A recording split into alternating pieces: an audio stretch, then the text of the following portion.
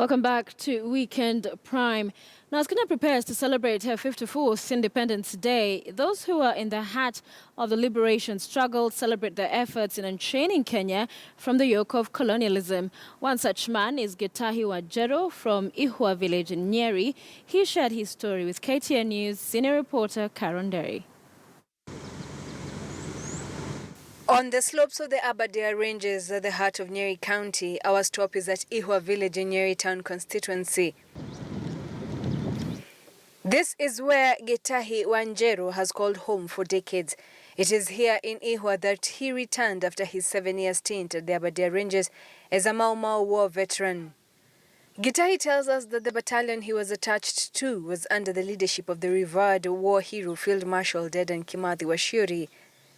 Gitahi emerged out of the forest in 1958, back to his wife Peris Wanjeru, whom he had been with for just 2 years before he ventured into the forest to fight the British colonialists.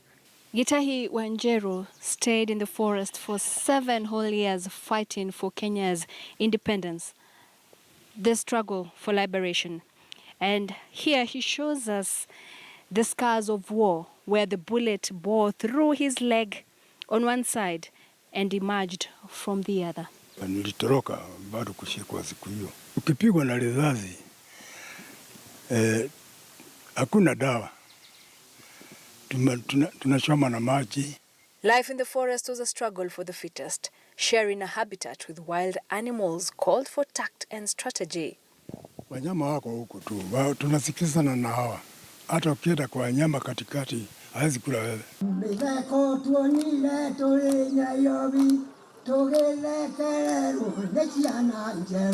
His luck ran out when he was captured by home guards, whom they referred to with disdain as Gati, a corrupted version of the term guard. Together with 4 other Mau Mau fighters, they were rounded up and taken to different concentration camps such as Manyani, Mwea, Thika, and ultimately back to Kangofiri camp in Nyeri. Kangofiri is the locally corrupted term for can go free. Tulitokea Kangofiri 1958. Nikakuta hii mama anakaa hivi vitu na tabu yake, kwa sababu nilikuwa mimi msituni. Hata ile ng'ombe nilikuwa naye inakuliwa na Mau Mau na serikali. With nostalgia, he recalls how Dedan Kimathi led the followers in his battalion at the battlefront. A fearless Kimathi who gave the British colonialists sleepless nights. According to Gitahi, who tells us that his peers in the forest called him John Walker, their leaders, Dedan Kimathi and Mathenge Mirugi, would later have a fallout and part ways. Proud as he might be of his participation in Kenya's liberation struggle, Gitahi Wanjeru wishes the governments that have been in power would have been more appreciative of the freedom fighters' input.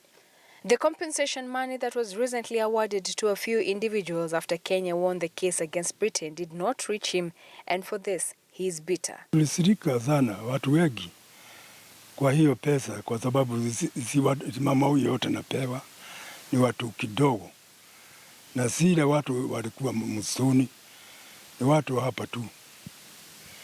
Ile mama hasa hawezi kupewa kitu. Gitahi's wife, Wanjiru, says women like her too had a role in the fight for Kenyan's independence. Tunapelekea chakula huku.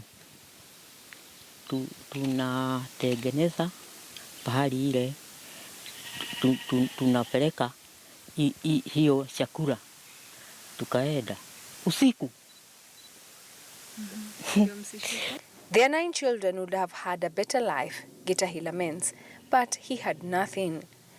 They live with a grandson who now helps them with their day-to-day duties as they are unable to adequately fend for themselves due to old age and illness. And as Kenya marks her 54th Madaraka Day, it is the hope of the Mau Mau veterans who